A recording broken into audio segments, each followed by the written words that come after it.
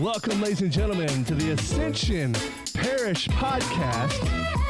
I put on some fun music here because we're back to school. Back to school. So we got some great news. Back to school is happening soon, and today you get to meet the new priest at Ascension, Father Matthew Millay. Joining me today would be Father Matthew and the principal of Ascension, Terry Malaney. Gentlemen, how are we doing? Good. Doing well. Yeah, thank you for having me. All right, so let's start with Father Matthew here, Terry. What I'd like to do is kind of introduce him to the Ascension Parish, and so they get to know him a little bit. He's only been on the job since, what was it, July 15th? That's right, yeah. So it's brand new. That's right, very recent. So, Father, if you don't mind, give us a little bit of your background, how you got into the priesthood, and kind of how you got to Ascension. Sure, happy to do that. You know, as far as a vocation to the priesthood doesn't just happen by accident, right? So priests come from families, they come from a whole community, support systems that really make it all happen. But first, the Lord calls, right? He calls whomever he wants to do the ministry, the vital work of ministry, ultimately to feed his people, right? We gather around the altar each week, the altar of sacrifice, mindful that the Lord desires to feed us, that we be fed, that we can go on mission, the mission of evangelization, of letting the world know just how much God loves them, right? And that's always a thing that's very active in our lives. But, if I had to look back, the tracings for a vocation to the priesthood, what does it all meant? How does it situate with just family life? I was raised on a farm down in Meade County, so I'm a country boy. Mm-hmm. Country strong. Yeah, there we go. Yeah, grew up doing a lot of farm work, things like that. Yeah, had a great upbringing. Both parents, they really took their vocation seriously. To be, married persons, yes, but to be parents, and always it was a partnership for them. Mm-hmm. Both of my parents worked in the chemical industry. Mom is now a retired chemical engineer. My dad is a chemical operator. He's not too far from retirement, but time will tell. He'll work as long as he wants. Okay. So, but nonetheless, as far as I have three brothers, so I'm the second of four boys. Gotcha. My older brother Joseph lives with his wife in Georgetown, Kentucky. My brother John Michael and his wife, they live in Charleston, South Carolina. Okay. And then I have a youngest brother, Luke. So Luke is at home with mom and dad right now. So he just graduated college not that long ago. So he's working for a bank there. So two brothers in banking, John and Luke, and then Joseph works for Toyota. He builds Camry, so awesome. He and his wife both, so that's kind of a neat thing. But yeah, that's what they're about, what they're doing right now. As far as, I've always been very close-knit with extended family, so we keep up with each other. Mm-hmm. It's a nice thing. Don't ever see them enough. We see each other mainly at the holidays and things, but, back home where we live, a lot of my dad's brothers are there. He has one sister. She's not as close by, of course, but we do see them with some frequency. A lot of extended family. I'm one of like 35, 36 grandkids. Oh, wow. So, and hopefully I'm not missing one. So, if any of them listen to this, mm-hmm. it's like, I didn't miss somebody. But no, grew up in a big Catholic family where we all grew up really just going to church together every Sunday. What was your home parish? Yeah, St. John the Apostle in Brandenburg. Got it. And we lived right on the diocesan line, the county line, so we frequented another parish that happened to be in Irvington, Kentucky. So we were back and forth to both places quite a bit. Okay. But really, home is Meade County, and it was the center of our lives. So as far as the school system and so on and so forth. Where did you go to primary school? Yeah. So primary school. Well, I started out kindergarten at St. John the Apostle. Okay. And eventually that school closed. So it was back in the early 2000s. Transitioned into public school. So went on to Akron Elementary, small elementary school mm-hmm. out in the county. Mm-hmm. And then on from there to the school systems in Brandenburg. So as part of the county school systems, but we transferred to, we had moved out to the farm by then. But I went to James, it's not open anymore, but it used to be James R. Allen Primary. Right. So it was a pre-K through 3. Okay. And then did 4th through 6th grades at David T. Wilson Elementary. Okay. So it's also in Brandenburg. 7th and 8th grade, middle school, Stuart Pepper Middle School, and then Meade County High School. Green Waves. That's right. Yeah. So I was a Green Wave. I played football for them, varsity football all 4 years. Fantastic. All right. Yeah, That's cool. So what position? I played center. Yeah. Yeah, so we went to the state championship my senior year, so that was an exciting time. Nice. Okay. Yeah. You're pumping me up here, Father. You're speaking my language here with some sports. All right, I love it. Back in 2013, so loved playing football. Always enjoyed that. So very grateful. Was there any inclination that maybe you could move on past high school in football, or was it? Yeah, I don't know that I had so much of the desire to, though. I went on to Western eventually. As far as right after high school, did 4 years at Western. Okay. Did a degree in biology there, did minors in business administration and finance. So at that juncture in my life, I was open to exploring things and seeing what I liked, and I really thought that I wanted to be a dentist. And so I was preparing for that. You have to prepare for that, right? But all the while, I really felt like God was still calling me to the priesthood. It's something that had been on my heart. I always felt like I belonged in the church. I always felt like I had a love for the church, for the priesthood. But I was about to apply to dental school, and I thought, I just don't feel quite right. Okay. Right. So it was one of those things that I really had to stop for a moment and really pray about it. Got good spiritual direction from several good priests. And finally arrived at that decision. I thought, with their guidance, their help, and, helping me keep things clear and keep my prayer active, I thought I need to apply to seminary. I need to find out what that is like, because you really don't ever know. If you feel like you're called, you don't really know until you go to the seminary. That's right. Right. And it fit like a glove, right? And so again, I believe the Spirit of God is active in our lives at times of change and times at junctures. We rely on that. The Lord will refresh us. He will set a path for us. And I think He opened that door, and He's kept it open all these years, all the way through seminary. And so I felt very confident being ordained a priest. And my years of seminary, I was at St. Meinrad all 6 years, and it was just such a gift, such a tremendous gift. Mm-hmm. And that formation we brought to bear, as folks get to know me, I think they'll see that, the effect of that formation, having been, in residence at a Benedictine monastery. The monks, they're amazing, amazing men, amazing people, and all the people. As far as St. Meinrad, it's more than just the monks. It's all the people that have ever walked through there, the alumni, the support staff, the professors. I mean, the whole way through. So many good people contributing to the good work of education there, of formation. So it was just a tremendous gift. But that is brought to bear today. A lot of the things that I learned there, I bring to bear in parish ministry. I got to the past year at Holy Spirit and St. Leonard. A wonderful assignment. I love the people there. I truly love the parish. Mm-hmm. But it also taught me a lot of things. A priest first assignment means a lot. It kind of sets the course for priesthood, who he works with, how he works. So as far as a lot of those lessons that I learned, we brought to bear in the new assignment. And just as I fell in love with those places, it's my intention, my sincere desire to fall in love with the folks here at Ascension. I think it's just really going to be a great opportunity for that. Already what I've experienced, just some tremendous people, alive and active in the parish. So I'm really, really excited to see what the future holds. I mean, it's a very vibrant parish that I think you're going to fall in love with really, really quick. All right, Father, so give us some of your hobbies outside of your priesthood. What do you like doing? Yeah, one of the biggest things, so people might be surprised, I don't know, I enjoy mowing grass quite a bit, actually. Okay, so we'll see you mowing your front yard a little bit, maybe? Maybe not, yeah. Probably a little too busy, in the normal week. Fair enough. But it's one of those things, there's a lot to do in priesthood. There's so many lanes, so many things that are active at one time. And it's one thing, and not everything arrives at completion so quickly, right? And sometimes there are just loose ends, and that's just how it is. But I always know that when I do something like mow the grass, it's something I can start, something I can finish, and really appreciate in that moment. Mm-hmm. Sense of completion, like mm-hmm. it's been brought to completion. And I really value that. I think it balances me. I think, having some sense of manual labor is important. I mean, I feel good about that. I do a lot of the, different upkeep things, different projects around my parents' place. Okay. So I enjoy that sort of thing. Yeah. Hey, growing up on the farm, it was instilled in you, I'm sure. Oh, yeah. Yeah, there was plenty of days where there was hard work and things like that. So always something to do there. A lot of job security on the farm. Yep. So what's something you want the Ascension parishioners to know about you? You're brand new.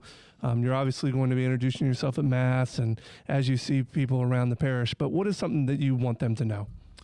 Gosh, yeah, of all the things, as far as priorities for me, the biggest thing for me, I think, is just to do the work of evangelization. If you ever wonder what's on my mind, it's how are we evangelizing? How are we reaching out to others?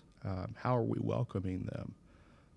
And certainly we see in the wider society, there's you can see signs in so many places that people are really trying to be intentional about that sort of thing.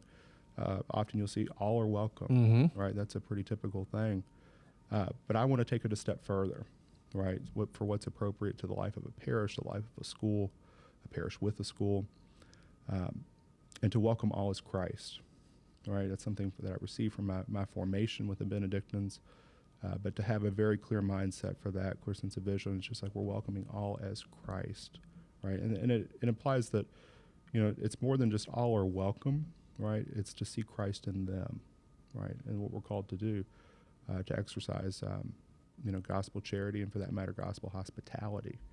It's real; those things are realized in those moments of welcome. And so I think that'll be a very intentional thing that people will see from me. And you can expect me to be very present, right, in the life of the community. I was very intentional about that, especially with Holy Spirit. They had a school, and St. Leonard especially too, but I'm mindful that each place is unique. That's right. Right? Each place has a unique flavor to it, a unique charism. And I'm still discovering that, taking that in, learning as far as how things work here at Ascension, and what's possible, right? So it's a very exciting thing. But again, my focus, my goal is, and probably an image that helps, is the idea of bridge building, right? That's the work of evangelization. If you wanted to find a metaphor for it, it's bridge building, right? And bridges have several lanes. The life of a parish can be multifaceted, and it always is. The school for us is one of the biggest lanes, right, on the evangelization bridge.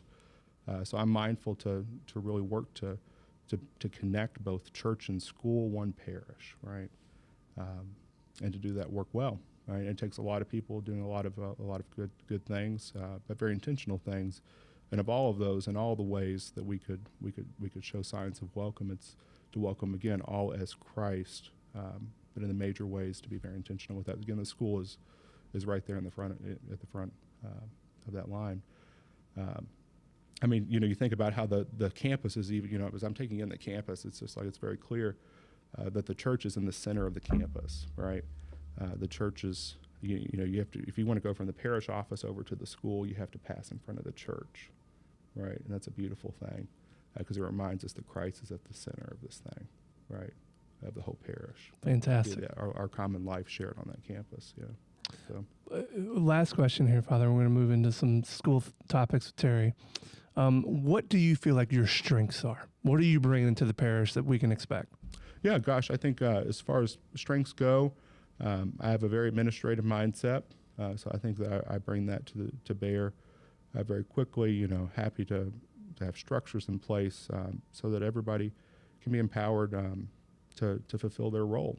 All right, we all have a role to play, from whether you're an employee, whether you're a parishioner, whether you're a volunteer. But I think for all of this to work so well, right, we have to have that. And I have a strong sense of what to do administratively. And it brings to bear what I've learned. But aside from that, again, with the focus being so much on evangelization, I think that what people can expect of me all the more is that I will be very present, right, and available, right? You can count on that in so many ways. And I hope that people always know that I can be approached, right? That you can come say hi, let's talk for a moment. So happy to receive others, but again, welcoming all as Christ starts with me, right? It starts with me as the administrator in this pastoral role. And I realize that the things that as vision develops, as a sense of what's possible develops, knowing what is. I'm very confident for the folks that we've got here that we can go far. I told the teachers the other morning, I said, it's easy for me to have high expectations of you because I know you're all capable of a lot. I look at what goes into preparing for a school year, and it takes a lot, right? The summer months are not vacation. That's right. They're not vacation for teachers. So they've been really working hard to get their classrooms together. And I said, in the day-to-day, there'll be things that you do that I cannot do, There'll be things that I do that you cannot do. But together we will do some great things. Well, I love that. Yeah. That's really good. Yeah.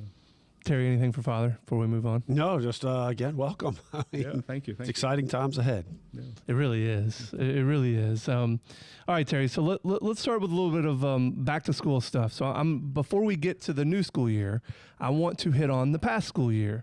So how did we end the year when it came to MAP scores? Yeah, so our MAP scores have been great, and we just had Donna Brown from the Archdiocese came in and did a professional development session for us, going through all of our MAP scores, and she reiterated what we've told the community last year, which was our scores are in the top 5 in both reading and math, pretty consistently actually since we started the MAP test. So it's really something for us to be proud of. Teachers obviously have worked in the entire Archdiocese. Oh yeah, entire Archdiocese. Wow. And she she reiterates in all of our correspondence, whether email or in person, when she was here this past week, how hard it is for Ascension to be able to achieve that because of our size.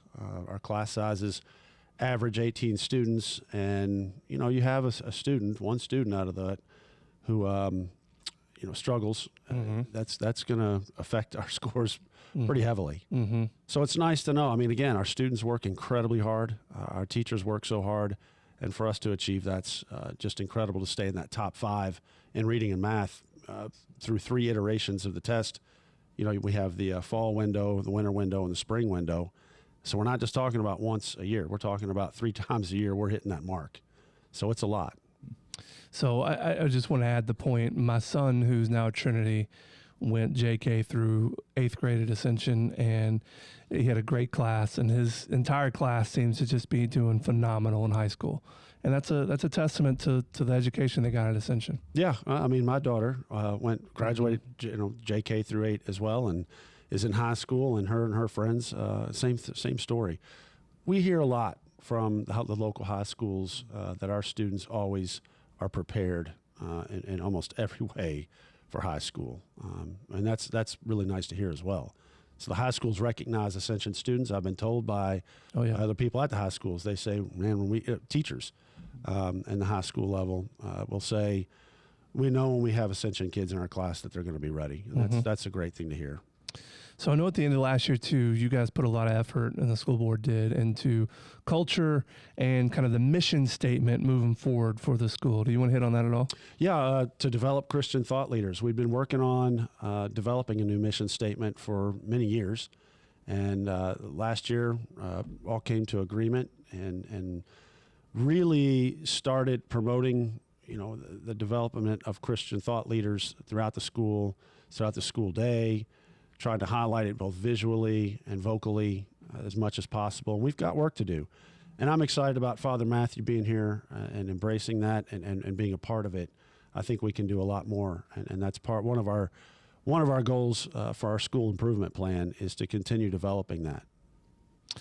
So let's talk about school. Let's talk about new faculty. There's a lot of new teachers this year. Geez. A lot of turnover. Yeah, it's funny when I get asked a lot. So what's new this year? Yeah, faculty. Yeah, a lot of new teachers. Yeah, probably more than we've had in previous years as far as new teachers go. So, and on top of that, we have a lot of teachers who are thinking about starting families. And so that's an added challenge, maternity leaves and things like that. So, new teachers and long-term subs. Well, all right. So I want to dive into this. And Father, I want your opinion on this too, because this is something that I'm not sure everybody is in the know. I am simply because of my job and some of the companies I work for. But there is a big difference from the payment scale between a JCPS and a Catholic school teacher. It's almost half what you would make in a private Catholic school than you would at a JCPS school. So there's a big sacrifice there as far as coming to actually teach in the Catholic sector. The other side of that is there is a major need for teachers all over the country, not just Louisville. I know JCPS said the other day that there's 600 teachers short, but this is a major teacher shortage all over the country, correct? That's absolutely true. Everyone's feeling it, and it's harder. But you're also, With that, the hardest positions to fill are the math and science teaching positions. Fewer and fewer people are going into math and science. Mm-hmm. So, and if they do, they're not necessarily going into math and science in college, getting a degree in math and science to go teach. So those are two tough positions to fill. But then beyond that, of course, just the teacher shortage overall. And I think pay has a lot to do with it, obviously. I mean, people need to make a living. So the economy impacts that, but teaching is not always the first profession that a lot of people think about. Well, in turn, we get a lot of new teachers, a lot of younger teachers that go on to start families, and all of a sudden when they do that, then that's why you're having some turnover. It is. I heard a comment, and Father, I want you to respond to this. Heard a comment from one of our parishioners. It's because I know there was some math teacher turnover in the middle school. And one of the parishioners says, why don't you just have the Archdiocese send you a math teacher? Doesn't really work that way, does it? Not quite that easy, no. Mm-hmm. No, we don't just have like a stock set of teachers for every subject or anything like That's that. right. But we really count on that work to happen on the local level, right? And, it's the good work we do. And certainly it reminds us, the shortage of teachers, the need for teachers reminds us to support the teachers whom we have. That's right. Right, as best we can. Something I'm very passionate about, mindful to do. And I know that Terry has been very supportive of the teachers over the years, so I'm very grateful for that. So it just reminds me in this moment, at this juncture, it's like, yes, we arrive at the finish line. The beginning of the school year is kind of like a finish line for hiring. We have to make sure we have all the faculty we need in place. But very mindful, again, it reminds me to support our teachers and to be mindful of the sacrifices that they make. For the good of the parish, the good of the school, for the good of the students. Well said. Yeah. Now, Terry, do you want to hit on any of the new teachers or new situations or? Well, the big one, it's why not, the elephant in the room is the middle school math situation. Yeah. And I did not receive a single resume for a math teacher. For how long? Since the end of May. Yeah, so quite a while. Yeah, it was, and that's the first time that's ever happened. Right. I mean, usually I'll get one or two resumes, and I didn't get a single one. Right. And then I do know that other principals are struggling in that same area with math and science teachers. So we're not alone. Yeah, you're getting calls asking if you have a math or a science teacher. That's right. Mm-hmm. That's right. And so, or if I have resumes that maybe we didn't hire from, right, to send over their way, and right. I'm thinking I didn't get any. So, yeah. But no. And then, so beyond that, then it becomes, let's solve a problem.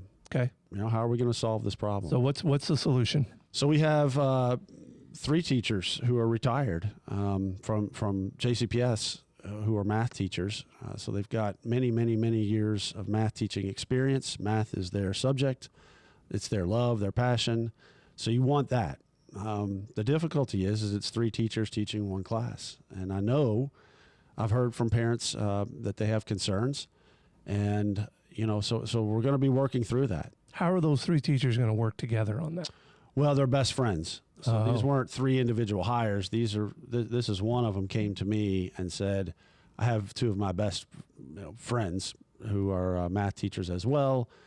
I mean, they take vacations together. They're very close, and so that was a selling point for me. But even had that not been the case, again, we got to keep the focus on the fact that there's just not a lot of solutions out there. Right. We have to have a math teacher, and so this is the solution.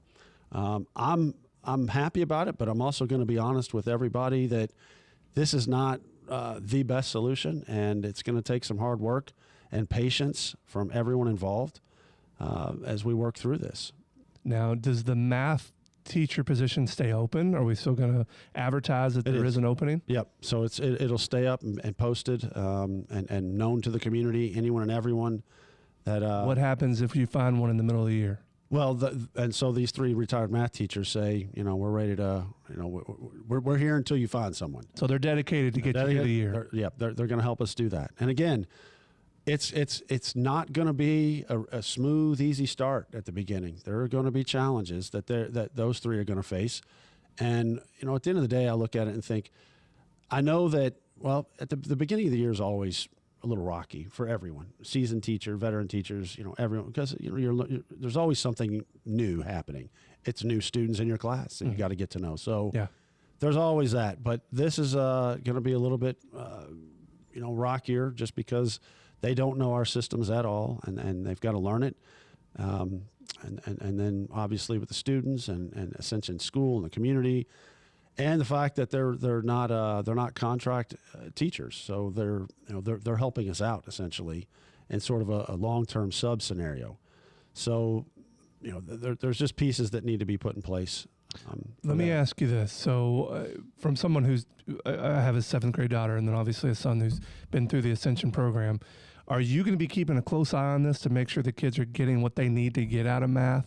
Is this something that you're going to basically manage? I'm definitely going to be involved, no doubt about it. But we do, like you said, we have quite a few new teachers, so and just one of me. So I'm going to be working as hard as I can to make sure that all of our teachers have what they need. But yeah, there will be an extra focus on that middle school math, no doubt. So another new one in the middle school, Danny Monahan, who was Ascension grad and was so involved in everything at Ascension. He took a different role at a high school, but I can say, because I know the new teacher personally, that we're in great hands with the new social studies teacher. Yeah, Mr. Ferris is great. Again, retired JCPS teacher of 26 years in social studies, so he definitely knows the subject, and he's been putting in a ton of work. Since he accepted the. Well, Father had mentioned that, not him specifically, but mentioned how all the teachers were there basically just getting their rooms ready and really working really hard. Right.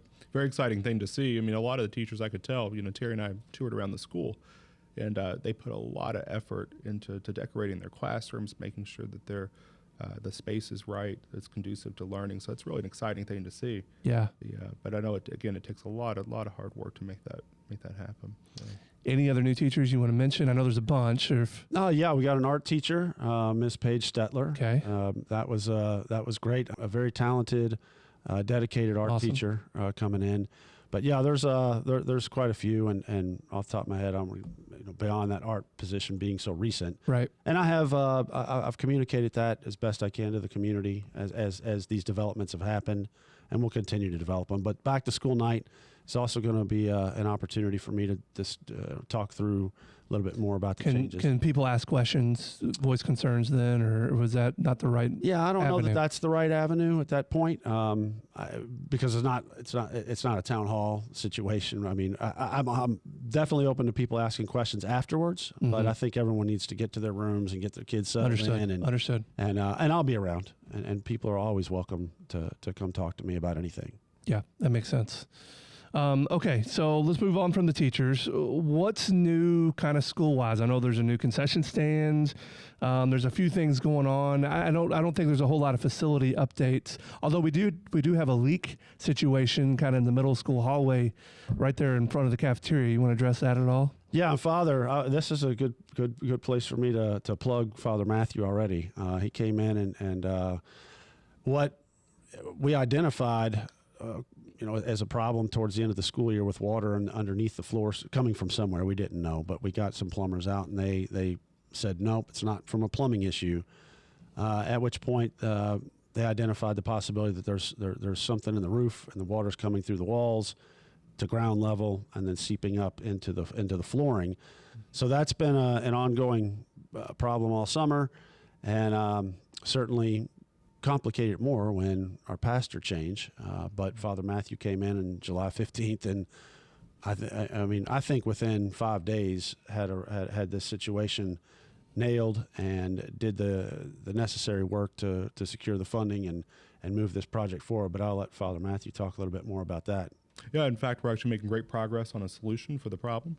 And it's a threefold issue when you're dealing with roofs, walls, and then when tile floors are being delaminated. You have to be very mindful that it's something that has to be dealt with in a multifaceted way. But no, right now as we speak, they are working to resolve the issue. So already the roof is almost the roof repair is almost complete. They're working on internal guttering, things like that, to make sure that everything is watertight as it should be. And then the last phase of it, I believe, we'll arrive back in the building to redo the lamination on the floors and things like that. So it should be prepared. Most of the repairs should be completed by the time school starts. So. Father, I got to ask you, as I'm sitting here, you obviously very, in a very smart way, kind of lay all that out. Is this something you're prepared for as a priest, as a pastor? Gosh, I think so in so many ways. The past few years, as far as I think about the latter years of seminary, what they really lean into is trying to prepare us for pastoral situations. Interesting. Things to be mindful of, not always so much with building and grounds or things of that nature. Thankfully, I have experiences otherwise that that kind of inform me, and then there are just a lot of good people in place to help to answer those questions, and I'm never afraid to ask questions. Good. When I don't know, because roofing is not my expertise, right? As far as things like that. But I'm never afraid to ask the question, right, and to get advice. What's the best thing for us to be doing right now? And who do I need to ask? Who do I need to talk to find the solution? And that could speak for anything. My expertise, a parish priest is kind of like the village theologian in a way, but to really be a diocesan priest, it's kind of like being a family practice doctor, a general practitioner. You have to be kind of good at enough things, right, all at once. And all of us lean into our strengths. Again, I think one of my strengths would be administration, and that would be brought to bear. But this is a part of that, right? Sure. Making sure that we have everything as it needs to be, building and grounds-wise, facility-wise. This is something that I was actually, and then again, I credit Father Chandler. I thank him so much for allowing me to have a part to play in administrative matters as far as with St. Leonard, Holy Spirit. Mm-hmm. Working very closely with our facilities director and others, volunteers on projects. So it really did help prepare me to walk in and be ready to go. That's awesome. And he did. Great answer. That was, and some fabulous parishioners also helping out to identify the problem and now fix it. So, as far as the facilities themselves go, paving the parking lots, putting down new fresh paint lines. Mm-hmm. The concession stand is certainly a big one, and Tony Fornes has done so much for our community on a volunteer basis too, to make sure things are moving along. And there's a lot of other little projects that have gone on all summer. So, but I will say on that note, that middle school, the floor right in front of the middle school bathrooms, is still under repair and probably will be into the school year. Gotcha. As we work to repair that situation. So. I just let parents know. Yeah, they'll see it as they're walking through, but at least now they know the situation. So Terry, there's also something extremely interesting that I don't know that I've ever heard of in the grade school realm. We now have an infant room at Ascension. Right, and that's incredibly exciting. With so many young teachers and starting families, it's a good opportunity for them to bring their kids to school and infant. And use that space and be there and know that their kids are safe, and so it's been awesome. There are a couple of other Catholic elementary schools that do have that infant care, so we're not the first, but and we certainly took cues from them on how to open it and the path to go. So it's been pretty exciting. And did that fall under Valerie? It did. And Valerie, she's the best. Obviously, yeah, Valerie Schell is, and by the way. Speaking of Valerie and her program, so Valerie's the pre-K director, and her work led to being the only school in the state of Kentucky pre-K program that's a 5-star program. Phenomenal. It is, and that was as of last year. So she's the right person to head this up, and she did. Awesome. She had a great team of people working with her. But very excited. We've got already. And we're talking infants like 0 to 1? Yeah, well, 2. Yeah, exactly. And so then they'll just matriculate right into the 3-year-old program. Unbelievable. But again, having the teacher, and it's not just for our teachers. It will continue to grow over time. But right now, I think we have 2 of our teachers have their babies there, and it will end up being 3 before the end of the year. That's a way to keep some teachers around. Well, yeah, it's definitely exciting. Like I said, it's very exciting for them, but it's an awesome space. And again, Valerie and her team did an amazing job getting that ready all summer. So open house night, I'm excited parents to come in and see that space. Awesome. There won't be There might be some infants in there for the parents to see. There we go. There's going to be a lot of rocking going on. Well, we talk about your preschool being your farm club into the kindergarten, first grade. Boy, we're taking that to a whole nother level here. I love it. Absolutely, yeah. Let's talk about PTO, Terry. What do they have going on? What's new? What do people need to be aware of? Yeah, one of the biggest things is first and foremost, thanks so much to all of our PTO, amazing people who put so much into the events that help fund the school.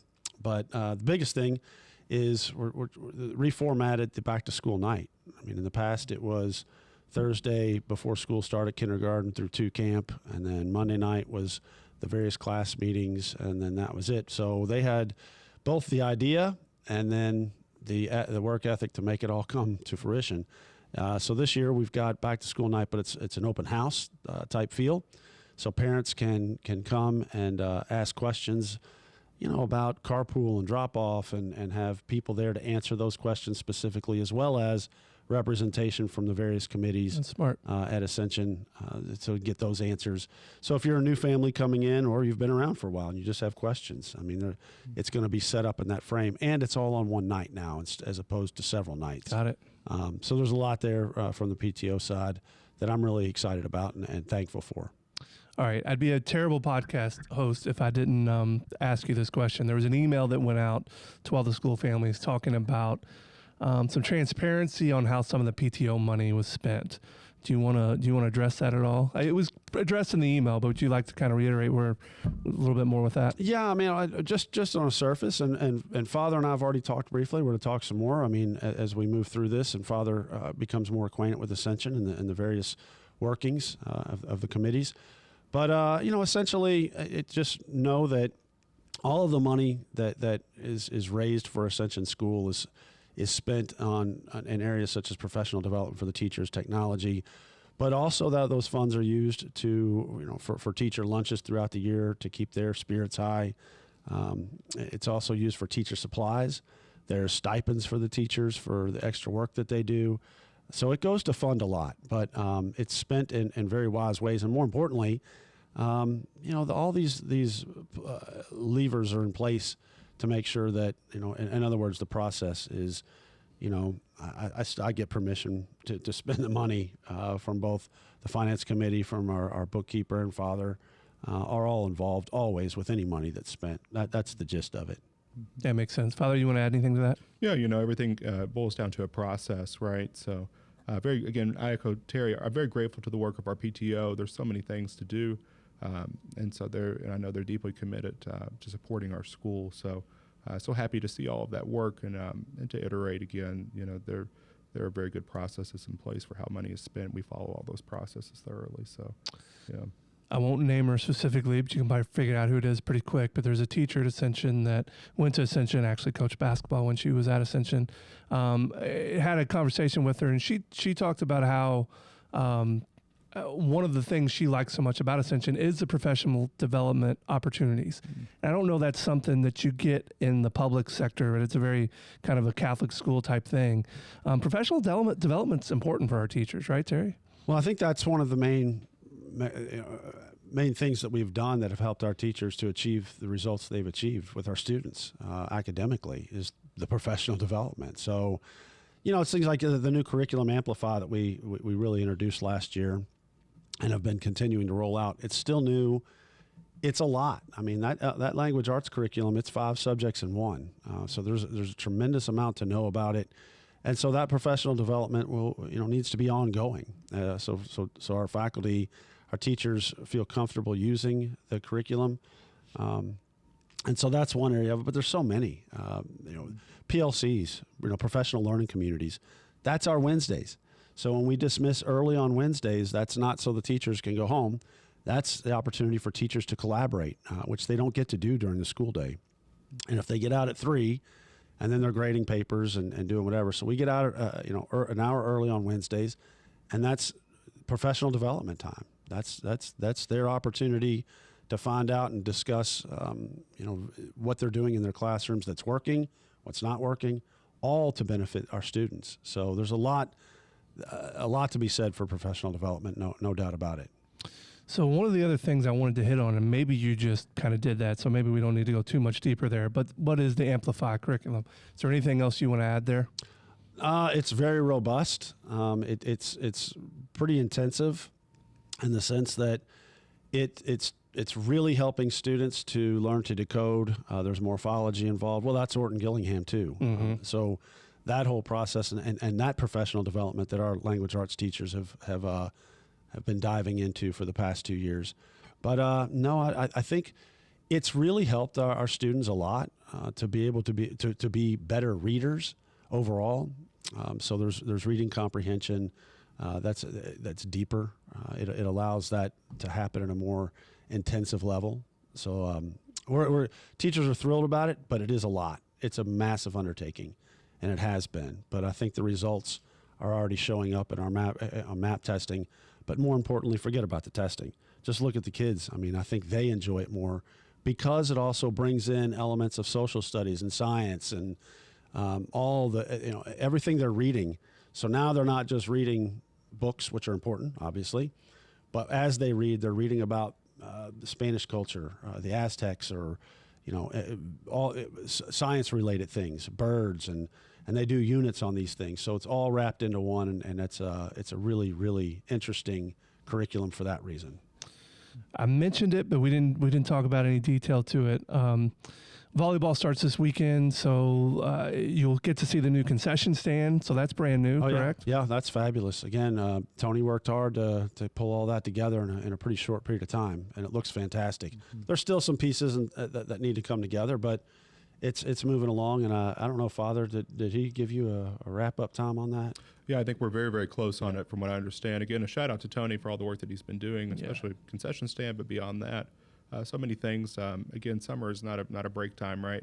That's right. Just for the teachers, so for us, with the parish staff and otherwise, getting ready to do the work that comes with the school year. So a lot of preparation goes in place. You'll hear me talk about that this weekend with the homily and everything, where that will go. But really, we must be prepared, right? That's awesome. So, yeah. That's awesome. Well, listen, so, and I just mentioned that too, volleyball is getting ready to start, so please come out, watch a game. We'll be hosting volleyball games pretty much from 8 to 3 o'clock every Saturday. We're really lucky to have an awesome leader in Kristen Jansen in our volleyball program. Just like basketball, we have an amazing leader in Tink Horseman.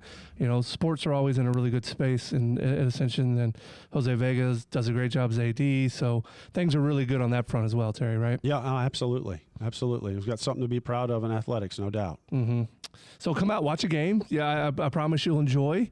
Anything else, gentlemen, before we get out of here? Anything you guys want to mention? No, I'm just I'm so excited for this year. It's going to have its challenges, but I know that we can work through it together, and it's going to be great. I'm excited to see the kids next Wednesday. Well, really Monday, but back in school in their seats in their classrooms on Wednesday. And I really hope everyone had a great summer. And again, just looking forward to seeing everyone.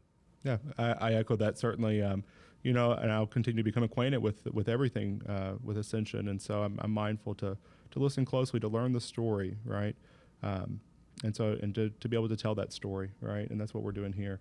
So it's an amazing thing. So I thank you so much for the opportunity, and we'll continue to live the story of Ascension. So it's a great thing. Well, and I hope with the podcast, and we're going to try to be intentional to do one of these a month and bring on different guests, and really just to make sure you know exactly what's going on within your parish. There's so many people that care so deeply about Ascension, the parish, the school, the whole thing. So, just so we keep you in the know, we'll try to do one of these a month. Yeah. Thank you for listening. Well, I appreciate it, Teague. Thank you so much for having us. Absolutely. Yeah, thank you so much.